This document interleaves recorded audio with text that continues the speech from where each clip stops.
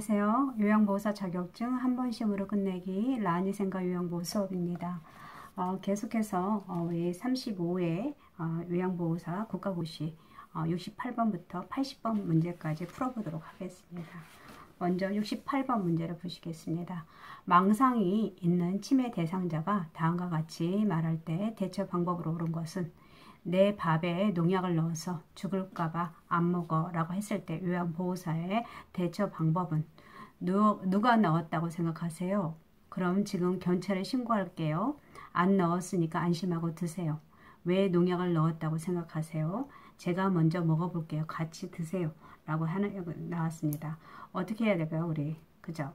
먼저 제가 먼저 우리가 의심하고 망상, 환각이 있을 때 일단 망상이라는 것은 사실의 근거를 두지 않은 어떤 것에 대해서 잘못된 고정된 믿음입니다. 그렇기 때문에 그것이 농약을 넣지 않았다는 것을 시범으로 먼저 보여주는 거. 근데 제가 먼저 먹어볼게요. 같이 드세요라고 하는 것이 좋고요. 그리고 우리 이런 대상자들은 의심이나 망상, 환각이 있는 대상자들한테는 대상자의 감정을 이해하고 수용할 수 있도록 해야 되고요.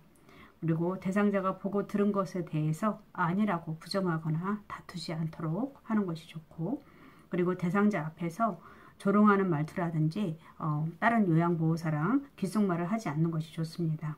그리고 이런 것도 있죠. 물건을 잃어버렸다고 의심망상을 할 때 부정하거나 설득하지 말고 함께 찾아볼 수 있도록 하는 것이 좋고요. 그리고 자주 잃어버리는 경우에는 미리 같은 물건을 준비해 두었다가 대상자의 물건을 찾도록 도와주는 것입니다.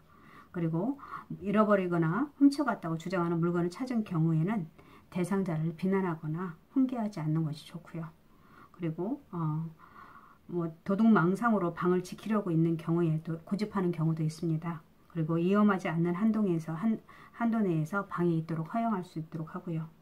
망상이 심한 경우에는 부정하거나 다투지 말고 대상자를 안심시킨 후에 의료인에게 알릴 수 있도록 하고요. 그런 식으로 해주시면 좋습니다. 그래서 여기에서는 적절한 대처 방법이 제가 먼저 먹어볼게요. 같이 드세요 라고 하는 것이 맞겠습니다. 네. 그 다음에 목욕을 시키기 위해서 치매 대상자의 옷을 벗기려고 하자 거칠게 발버둥을 칠 때 대처 방법으로 옳은 것은이라고 했네요. 혼자서 목욕하라고 한다. 절대로 우리는 우리 대상자 목욕할 때 혼자 남겨두지 않도록 하는 것이죠. 행동을 신속하게 제지한다. 목욕을 하기 싫은 이유를 물어본다. 여러 요양보호사와 함께 목욕을 시킨다.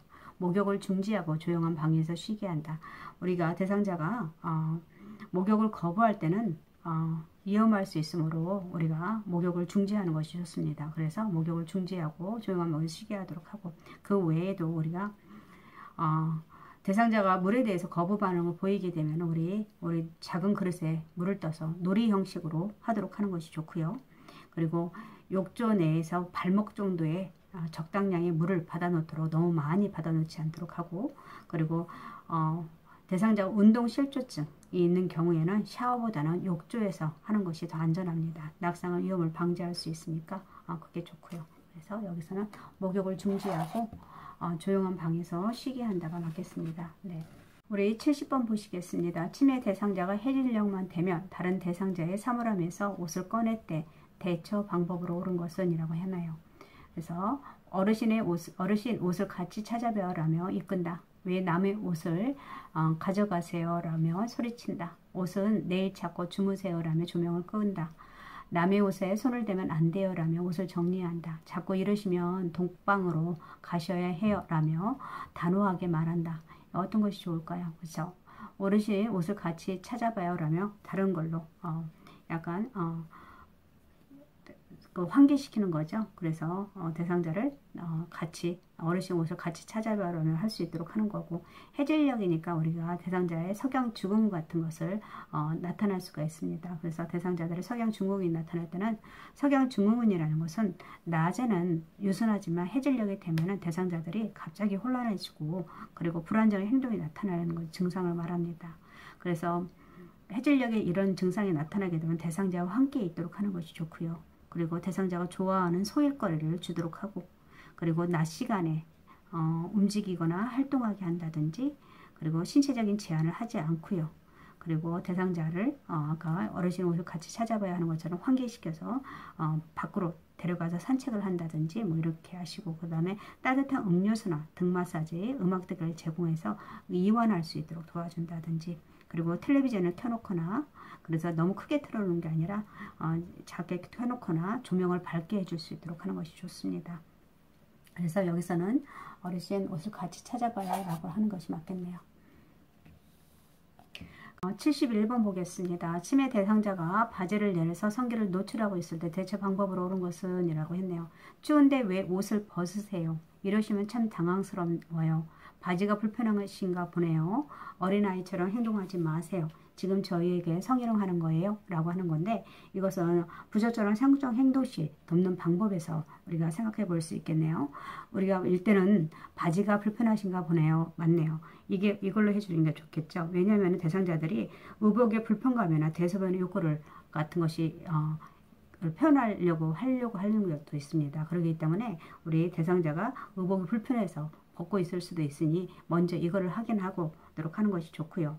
그리고 이런 대상자가 보통 성 그 자체는 관심이 없음을 인식하고요. 그 다음에 노출증을 감소시키기 위해서 벌과 보상을 적절히 사용할 수 있도록 하는 것이 좋고, 그 다음에 이것을 벗거나 성기가 노출한 경우에는 당황하지 않고 침착하게 옷을 입힐 수 있도록 하는 것이 좋고요.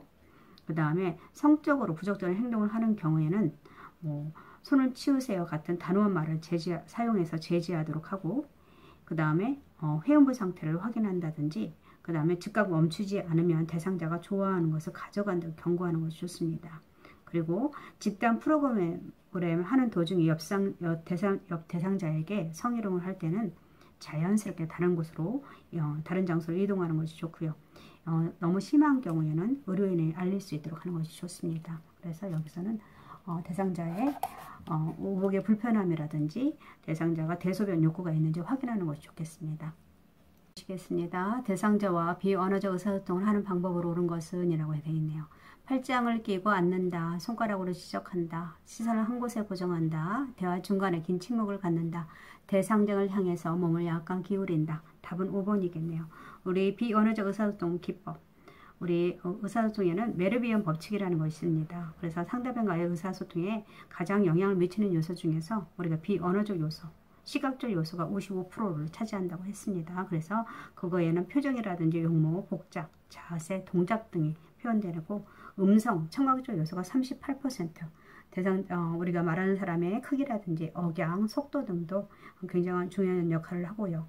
그 다음에 언어적 요소는 7% 표현력이라고 합니다. 그래서 비언어적 의사소통이 55% 차지한다고 했으니까 얼굴 표정이라든지 대상자가 얘기할 때 따뜻하게 배려하는 표정을 갖고 간간히 적절하게 미소를 지을 수 있도록 하고요. 자세는 대상자를 향해서 약간 기울인 자세를 보여주면서 잘 듣고 경청하고 있다는 것을 알 수 있도록 하고요.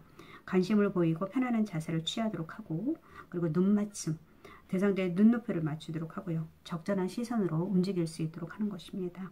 어조 같은 경우도 크지 않는 목소리와 대상자의 느낌과 정서에 반응하는 어조를 해주는 것이 좋습니다. 그래서 여기서는 대상자를 향해서 약간 몸을 기울인다. 이게 맞겠네요. 네. 73번 보시겠습니다. 다음 상황에서 나 전달법을 적용한 반응으로 옳은 것은? 요양보호사, 어르신 계속 누워만 계시니 오늘은 저와 산책하러 나가요. 대상자가 나가기 귀찮아, 그냥 누워 있을래? 라고 했습니다. 이때 요양보호사의 대처 적절한 반응을 볼게요. 네, 그러면 다음에 나가요. 이렇게 누워만 계시면 큰일 나요. 무슨 일 있으세요? 많이 우울하세요? 누워만 계시니 근력이 떨어질까봐 걱정돼요. 그리고 저도 오늘 같은 날은 그냥 누워있고 싶네요. 라고 말했습니다. 어떤 것입니까? 우리 나 전달법이라는 것은 나의 생각이나 감정을 전달할 때 나를 주어로 표현하는 것입니다. 그래서 상대방의 행동이라든지 상황을 그대로 비난 없이 그대로 말할 수 있도록 해야 되고요. 그리고 상대방의 행동이 나에게 미치는 영향을 구체적으로 말할 수 있도록 하는 것입니다. 그래서 그 상황에 대해서 내가 느끼는 바를 솔직하게 말하는 것이 나 전달법입니다. 그래서 원하는 바를 명확하게 말할 수 있도록 하고요. 그 다음에 전달한 말을 건넨 후에는 상대방의 말을 잘 듣는 것이 굉장히 중요합니다. 그래서 여기서 우리 요양보호사는 누워만 계시니 근력이 떨어질까봐 걱정된다고 생각하는 건 나 전달법을 이렇게 표현했네요. 그래서 4번이 답이 되겠습니다. 그 다음에 청각 기능이 저하된 대상자와 의사소통하는 방법으로 옳은 것은 고음에 큰 소리로 말한다. 빠른 속도로 반복하여 말한다. 친근하게 느끼도록 반말을 한다. 대상자의 귀에 대고 속삭이듯 말한다. 밝은 장소에서 입을 크게 벌리며 말한다. 답은 무엇입니까? 5번이겠네요. 그죠? 우리 보시면 난척이나 뭐 이걸로 인해서 청각 기능에 문제가 있을 때 보통 대상자의 눈을 보면서 정면에서 이야기할 수 있도록 하고요. 눈짓으로 신호를 주면서 이야기를 합니다.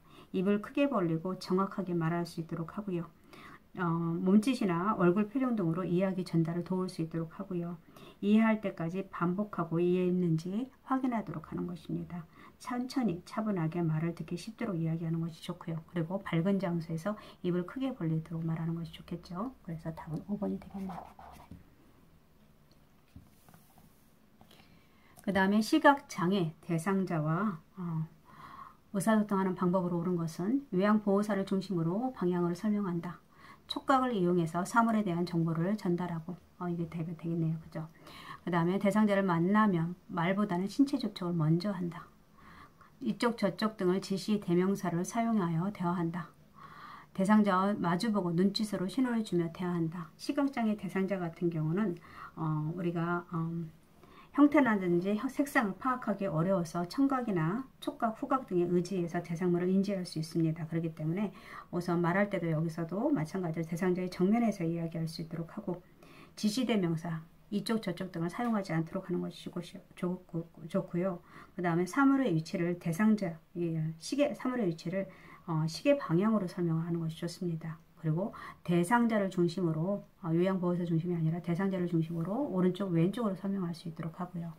그리고 대상자를 만나면 신체 접촉을 하기 전에 먼저 말을 건넬 수 있도록 하는 것입니다. 그래서 우리가 시각장애이기 때문에 만지면 먼저 말도 하기 전에 만지면 놀랄 수가 있습니다. 그렇기 때문에 먼저 신체 접촉을 하기 전에 누구라는 것을 먼저 말을 건넬 수 있도록 하는 것이 좋고요.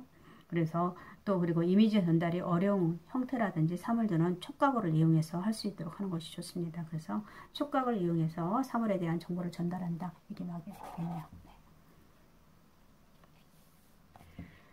그 다음에 진압력 장애가 있는 대상자와 의사소통하는 방법으로 옳은 것은 주의사항에 대해서 자세히 설명한다. 대상자의 미래 계획을 함께 세운다. 대중매체에 나오는 신조어를 사용한다.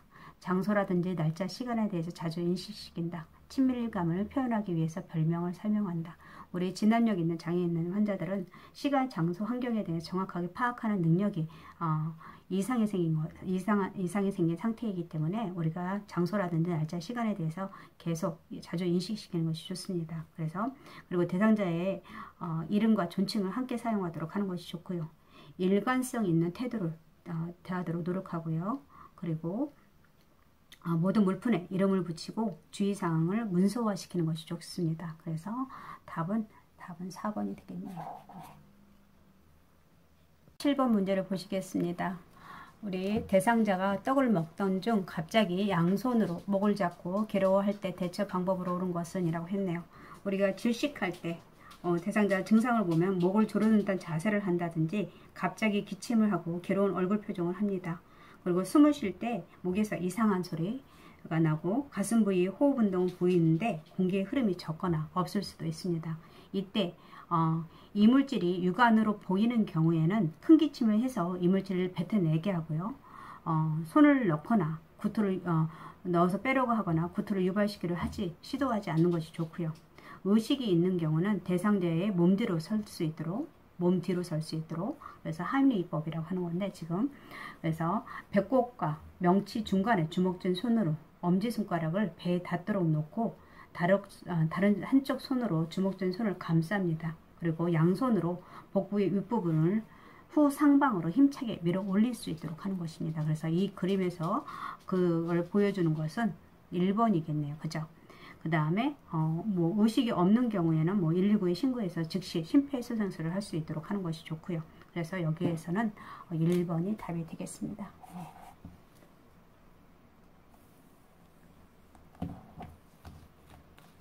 그 다음에 78번 손목 골절이 의심되는 대상자를 위한 응급처치 방법으로 옳은 것은 이라고 했네요. 냉찜질을 한다. 손목을 움직여 보게 한다. 튀어나온 뼈를 눌러본다. 구부러진 손목 관절을 펴준다. 손상 부위는 심장보다 낫게 한다. 우리 어떻게 해야 됩니까? 우리 일단은 대상자를 안정시키는 것이 좋고요. 절대로 스스로 움직이지 않도록 하는 것이 좋고, 손상 부위가 붓기 전에 반지라든지 뭐 팔찌라든지 장신구를 제거해 주는 것이 좋습니다. 그리고 담요 등을 덮어주어서 대상자를 따뜻하게 해주고요. 그리고 상처 부위에 냉찜질을 해줄 수 있도록 부종을 완화하기 위해서 그것도 괜찮고요. 그리고 개방된 상처라든지 출혈이 있는 경우에는 멸균 꺼즈를 이용해서 상처를 덮고 지혈할 수 있도록 합니다. 절대로 튀어나온 뼈를 갖다가 압박하거나 하지 않고요. 그리고 손목 부위에 부목을 이용해서 고정한 후에 병원으로 이송할 수 있도록 하는 것이 좋습니다. 네. 그래서 여기서 냉찜질을 한다가 답이 되겠네요. 네.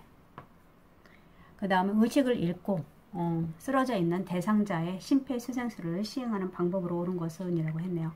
분당 60회의 속도를 가슴을 압박한다. 우리 분당 몇 시입니까?